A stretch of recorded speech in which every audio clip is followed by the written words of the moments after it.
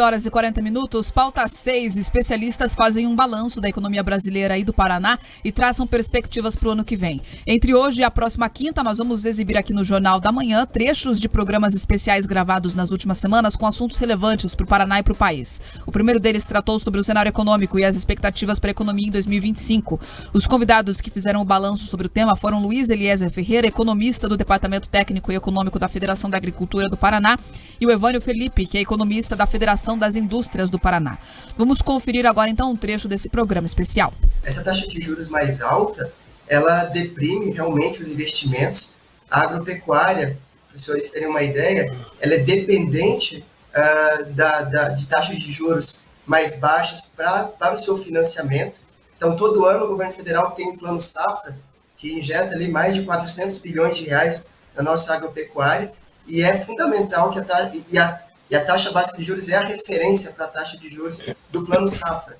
Então, uma taxa de juros menor significa mais investimentos, significa mais recursos para custeio, mais recursos para investimento, para a produção de alimento mais barato.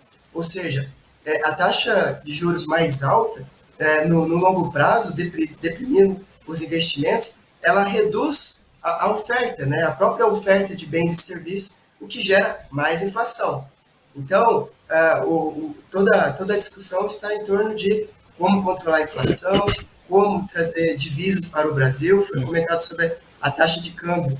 O mercado, né, o dólar, ele está, digamos assim, nervoso por questões externas, mas também, principalmente, internas, em função dessa conjuntura, né? Então, o investidor, ele fica procurando a melhor forma de alocar os seus recursos, e quando ele olha para o governo brasileiro, que é um grande cliente, um grande comprador, uma referência de mercado, ele fica um pouco arredio, né? Então, tem esses repiques de redução de oferta de dólares, saída de investimentos, saída de investimento estrangeiro direto, que é quando uma empresa, uma indústria vem e constrói uma planta, passa a produzir no Brasil, né, com uma taxa de juros mais alta, o risco Brasil ele sobe, né? Então a indústria acaba sofrendo muito com isso. Esse é um cenário bastante complicado. O sistema tributário brasileiro, vou usar um termo aqui, é um manicômio, né? Cheio de itens, cheio de leis, enfim, que fica muito difícil, né, para o empresário, né, que quer investir no mercado brasileiro, ou para o próprio brasileiro, né, quer se tornar um empresário e investir, aumentar a sua produção, de entender essa realidade tributária, né? E querendo ou não, dado esse manicômio, isso atrapalha, por exemplo, você atrair investimentos no mercado brasileiro. Né? Quando um investidor chega aqui, olha como que é a estrutura de cobrança de impostos no Brasil, ele se afasta, ele fica, opa, será que eu estou fazendo certo? Né? Se caso ele venha investir, estou fazendo certo? Não estou, eu corro risco de ser penalizado pela lei, né, por sonegação fiscal. Então, assim, um ponto muito positivo nesse processo, que são quase 3 décadas discutindo, né, o processo de reforma tributária no Brasil, é o fato da gente chegar num ponto, criou-se uma maturidade e falar, não dá mais, ou a gente faz essa reforma, cria as condições ideais para realizar essa reforma e vamos implementar dentro de um possível, né, dentro de uma possibilidade, dentro de uma razoabilidade, que esse sistema funcione de forma equânime para todos, né, e de tal forma que a reforma ela tem que ser propositiva, no sentido de você fomentar a atividade econômica, fomentar o crescimento econômico. Né? Lembrando, né, até pegando um pouco da fala do Luiz, né, a carga tributária do ponto de vista do consumo já nasce muito alta, né? O que quer dizer isso? Se eu tenho R$100 no bolso, teoricamente eu vou pagar R$26,50 de impostos. Então essa diferença é o que eu tenho no meu bolso de verdade para consumir. Se o Estado faz uma conta, fala, não, de vez de ser R$26,50 a alíquota final, eu coloco para 20%. Tá, a alíquota final. Então, quer dizer, eu deixo mais dinheiro no bolso das pessoas para consumir bens e serviços dentro da atividade econômica. E nesse processo de consumir bens e serviços, eu estou ativando, né, eu estou incentivando maior nível de produção, maior nível de emprego e, consequentemente, isso está sendo gerado impostos. Tá? Então, a reforma tributária ela é positiva, uma vez que está acontecendo, né? Mas ela deveria vir num patamar que fosse mais coerente com a realidade de outros países que estão no mesmo nível da economia brasileira. Os entrevistados também falaram sobre os desafios para a economia do Paraná. Do ponto de vista da agropecuária, 2024 foi um ano positivo, apesar dos desafios climáticos do início do ano, do período da colheita da soja, que é a nossa locomotiva, digamos assim. A base da indústria está na agropecuária. Eu acho que quando a gente olha ali na indústria, a maior parte da indústria é agroindústria, ou seja, o Paraná ele tem na agropecuária a sua base econômica, né? A gente teve, nos últimos 45 anos, um crescimento da produção de grãos de mais de 200%, e eu digo isso para entrar agora no principal desafio, os principais gargalos da nossa agropecuária. Como eu disse, dentro da porteira, o trabalho tem sido bem desenvolvido, o trabalho tem sido bem feito, mas o desafio do produtor rural está fora da porteira. Só a produção de grãos cresceu 200% nos últimos 45 anos. O Paraná é líder na produção de carne de frango, ele é vice-líder na produção de leite, e vice-líder na produção de suínos.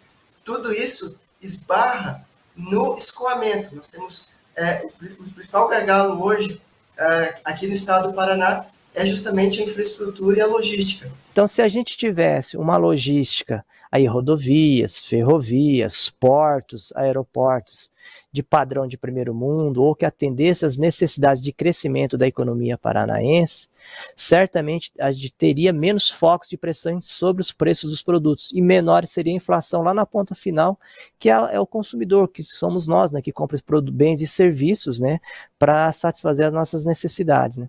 Então, apesar de o ano ser bom, mas a gente ainda continua tendo esses tipos de problemas, né, que aí já é uma ineficiência nossa. Né? A pergunta é até quando a gente consegue superar, né, essas ineficiências.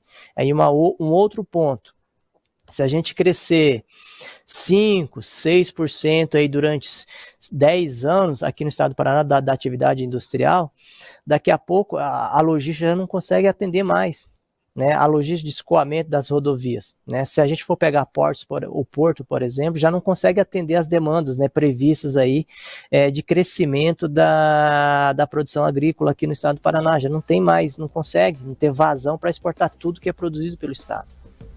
Hoje ouvimos essa análise econômica, amanhã vamos trazer trechos do programa especial sobre o panorama político depois das eleições municipais, e na quinta o assunto vai ser a atuação do judiciário ao longo de 2024. O que você achou desse balanço feito em relação ao Paraná e também ao Brasil, Pedroso?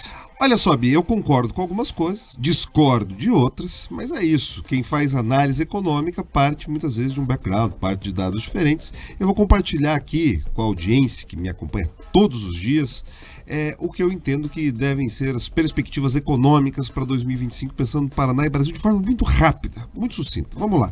Pensando no Paraná, nós temos uma capacidade econômica muito maior do que muitos dos outros estados da federação, justamente porque nós temos um recurso muito importante, que é o paranaense e as pessoas que aqui estão. Então, tudo aquilo que depende do paranaense trabalhador que levanta cedo, vai dar certo, seja na indústria, no comércio, na agroindústria. Por que eu falo isso? Porque é o que tem carregado o Estado nas costas, tem garantido de fato que a gente consiga trazer divisas para cá. Então a expectativa é positiva nesse sentido, os investimentos. E felizmente o Estado, a parte pública, entendeu isso e ele se entende como um coadjuvante, eles fortalecem a iniciativa privada para que a coisa dê certo, reduzem burocracia, a coisa está funcionando. Quando a gente, agora olhando para os grandes números nacionais que têm conexão internacional, Bia, o que a gente pode esperar? Infelizmente, a gente pode esperar um câmbio desvalorizado, no caso o real desvalorizado frente ao dólar, ou seja, a moeda que teve mais um repique ontem, dependeu novamente de uma intervenção do Banco Central, vai continuar subindo, então a gente vai ter um câmbio, né, depreciado em relação ao real, o que é ruim, afeta a inflação. Nós teremos uma inflação chegando ali perto da casa dos 5, a gente já está 4 e alguma coisa no acumulado de 12 meses, vamos ficar girando ali perto da casa dos 5. Então, processo inflacionário, e eu ouvi os economistas falando da taxa de juros. Vamos lá, a taxa Selic já está contratada, nós chegamos a esse patamar atual, mas nós só temos 2 aumentos de 1 ponto anunciado na ata do Copom, nós vamos chegar a 14,25. Então, é uma taxa de juros imensa. Então, as perspectivas para 2025, Bia, se eu fosse fazer uma analogia de um filme, seria aquele filme antigo, que é apertem os cintos, que o piloto sumiu. É isso, apertem os cintos, o piloto sumiu, nós vamos enfrentar uma área de turbulência logo mais. É isso. E vamos fazer o seguinte, vamos continuar com essa conversa lá no nosso canal do YouTube. Agora às 7h50 a gente vai fazer uma rápida pausa na FM. Jornal da Manhã, Paraná.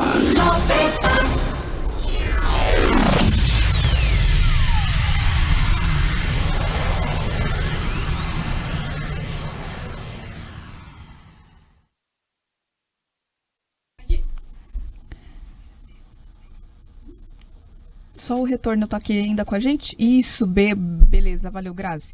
Pessoal, a gente voltou para cá para conversar com vocês sobre economia. Antes eu só vou ler alguns comentários que chegaram por aqui. O Jorge Alberto diz que está nos assistindo, Pedroso, do sudoeste do Paraná, de Pranchita, divisa com a Argentina. Ali ainda dá para comprar azeite, né? A turma daquela passada na fronteira, pega um azeitinho, pega uma garrafa de vinho e dá para enfrentar aí esse final de ano. Você falou de azeite, Bia, eu vou te falar uma coisa. Eu fui ao mercado ontem, eu me senti assaltado. Tá valendo ouro. Né, preparar uma coisinha para ceia, passar em casa, né? Tem uma turma que tá melhor posicionada, tá viajando, alguns ouvintes, inclusive aqui na live, ficam fazendo inveja para esse comentarista, mas enfim, vou preparar um trenzinho ali. E olha, o azeite vai ser a conta-gotas dessa vez, porque tá impressionante, né? Mas isso está diretamente ligado a esse processo inflacionário do câmbio. Às vezes as pessoas não ligam uma coisa com a outra. Enfim, estão conectadas. A gente percebe o real valendo menos, a gente percebe a inflação subindo, o nosso poder de compra, aquilo que a gente consegue comprar com os nossos caraminguás, reduz. Então, quem está em pranchita consegue talvez dar essa desviada do problema. O Leandro de Comaim disse que a retrospectiva de 2024 é imposto, taxa, gasto de governo, inflação, povo empobrecendo, dólar a 6,20, insegurança jurídica e ditadura do judiciário, na opinião dele. O Rafael Carvalho falou sobre as pastas específicas ali que buscam atuar em cima do direito das mulheres, que na verdade nem precisariam existir, bastaria boa vontade e um departamento dentro das secretarias ou dentro dos ministérios. Na verdade, quando a gente vê essas pastas, elas parecem mais enfeite, porque não dá para enxergar muito bem o que se aplica a partir delas.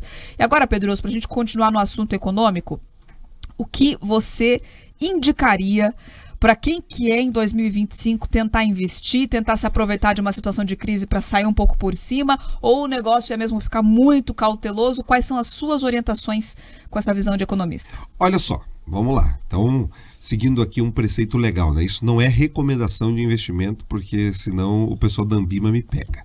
Mas sugestões, vou dizer o que eu vou fazer. Fica melhor.